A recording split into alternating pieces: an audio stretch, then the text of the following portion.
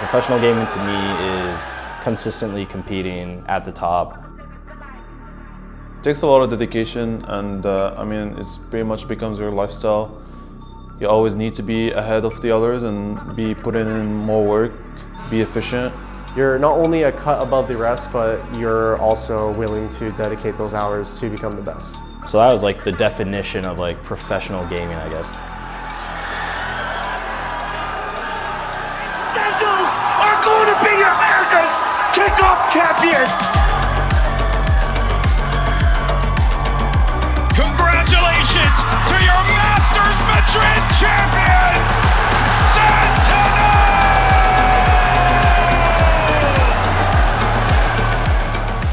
I've been competing professionally since late 2021. It's like 3 years now, kind of. I want to say I've been chasing competition since I was like 13, 14. Professionally, I signed my first professional contract, I think, with C9 when I was like 19, 20. And I'm 26 now. So I've been going for a long time, technically. I'm on status. Does he have any idea Trent's just on the other side? How has he done that? Zalsis! Now down to the 1v1, but he's getting flanked. Is he aware? Knife up! Oh! Zalsis! It's unbelievable! When you start out as just like a ranked player and you want to become like a pro player, it always helps to be like highly ranked, being in a top 10, top 20, and like just having your name out there. There's also an aspect of networking and being able to either reach your brand out to the community, to other players, to teams, stuff like that. Personally, when I came to NA, obviously like nobody knew me.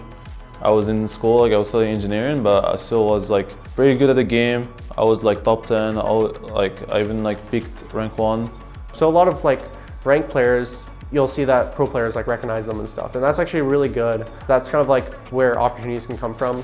Like let's say a team needed an emergency sub and they're like, you know what, like I play with this guy in ranked sometimes, he's really good, let's bring him on for like this sub game, and you play really well in that sub match, that it kind of opens up the door for you to play on your own team, like in tier 1, tier 2. If you're really talented and kind of lucky, like you'll have very good performances out the gates, and obviously your name is going to be out there, then you're going to have trials, then like you're going to have contract discussions and stuff like that. But if you really do good, then you're going to get offers.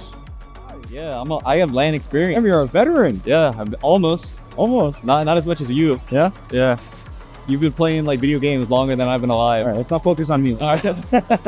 I think in my case, the hardest part for me from transitioning like to just a free agent player to then like a salary tier 2 player.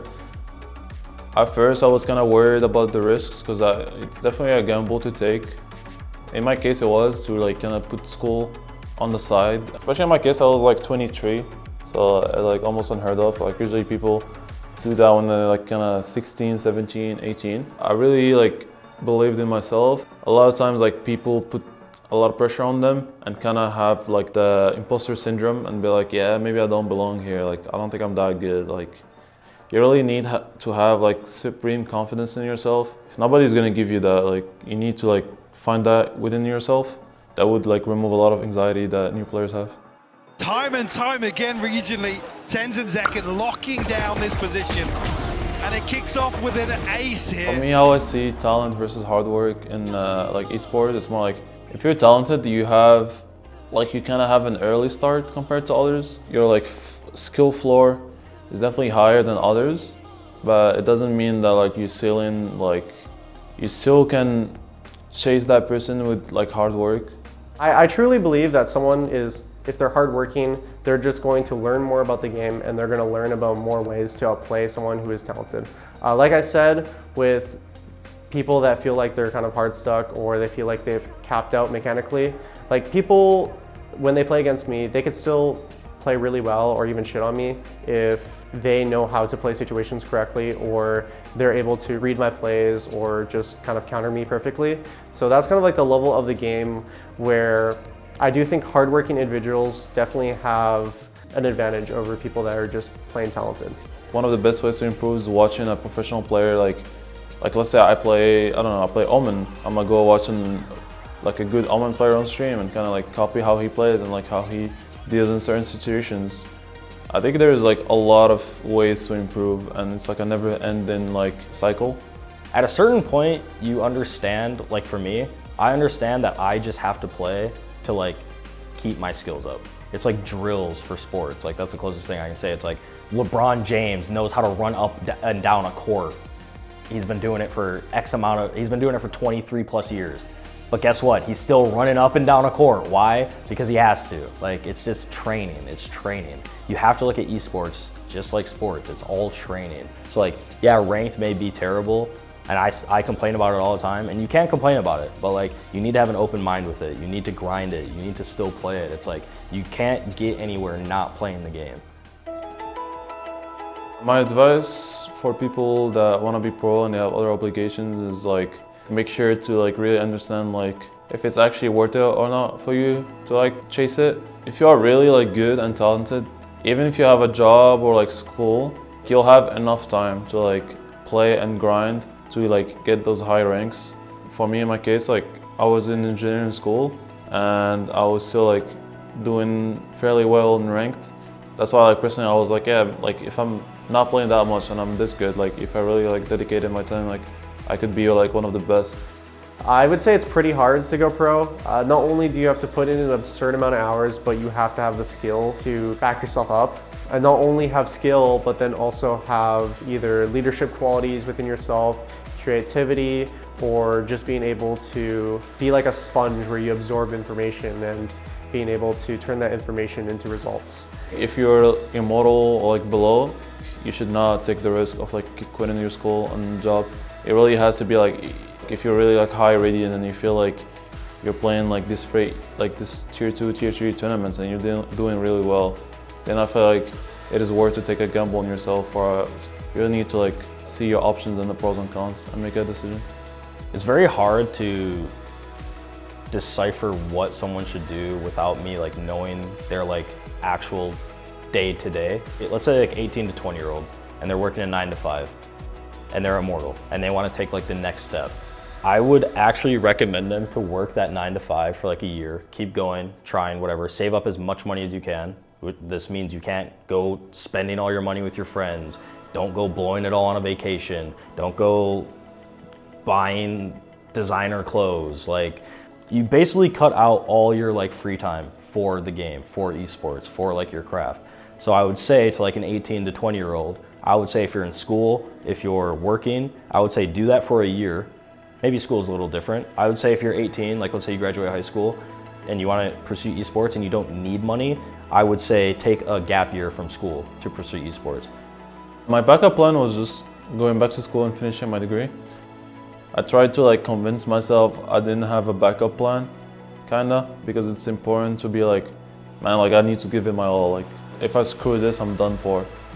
It is a very stressful thing to have in your mind, but really like it makes you like have a good discipline and pushes you to the edge. For me, I think it really depends on the personality and how maybe people that have backup plans are like stress-free and will perform better, and some others need to be pushed. So it really depends, but it's always good to have one, for sure. Bro, the thing is, because I know what happens when I slide. Oh, fuck it. I would say players need to build their brand before they're even winning. Like, when I was in intermediate open, I was streaming to like 3 people. Me, myself, and I. But no, obviously, yeah. But I was streaming to like 3 people, and I was like putting my Twitch name in my name on Steam, because you could change your name on Steam. I was posting on ESEA forums that I was live, like, and eventually I got to like, let's say 20 viewers, 50 viewers, 100 viewers, 200 viewers, and I would just keep streaming consistent, and stream. It is a little bit of luck. Like, you have to just do it and hope you hit. It's important like also to win, because winning is the best brand. People tend to like want to watch the best players more than just average players. Unless you really have like a unique personality and like you're very different on stream, you're just like a good content creator.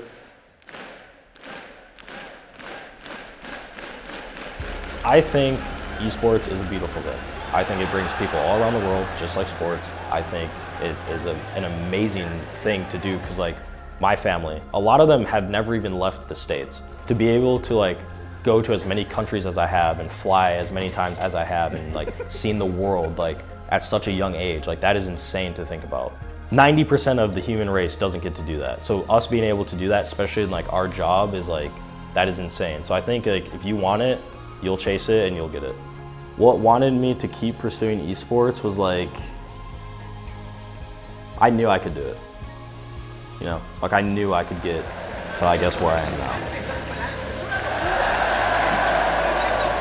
If I didn't tap that potential, then I would have regretted that the rest of my life. If you want it, you'll chase it and you'll get it. They're taking us. I can't, I'm sorry. They need us for interviews. I hope this video actually helps those who are actually aspiring to become pro players. Any person who wants to be pro, or even like the casual viewer fan that is curious about esports, I really hope this video gives you some insight. Just through us talking through our experiences trying to become a pro player, actually becoming a pro player, and kind of living the life, I do hope that you're actually able to learn something through this video. So hope you enjoyed it, and peace out.